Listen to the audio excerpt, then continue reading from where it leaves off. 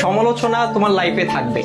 তুমি যতদিন বেঁচে থাকবা ততদিন তোমার লাইফে সমালোচনা থাকবে, অবহেলা থাকবে, অবজ্ঞা থাকবে, তুচ্ছ-তাচ্ছিল্য থাকবে। এটাই স্বাভাবিক, এটাই জীবন। তবে এই যে সমালোচনার, এই যে তুচ্ছ-তাচ্ছিল্যতা, এই যে অবজ্ঞা, এই যে অবহেলা, এই বিষয়গুলোকে খারাপ লাগার দিক হিসেবে নিলে হবে না। এগুলোকে তোমার অনুপ্রেরণা হিসেবে নিতে হবে। কারণ তুমি যখন এগুলোকে অনুপ্রেরণা হিসেবে নিবা তখন এটা তোমার মধ্যে একটা জেদ তৈরি করবে।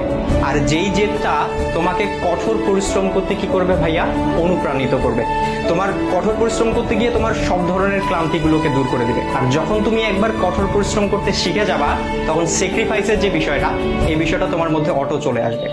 সুতরাং এই যে, আর সবকিছুর সাথে যদি বলো যে এই যে সমালোচনা, এই সমালোচনার পাশাপাশি জেদ, কঠোর পরিশ্রম, স্যাক্রিফাইস, আর এগুলোর সাথে যখন মেধার সংমিশ্রণ ঘটবে তখনই তোমার স্বপ্নগুলো পূরণ হবে।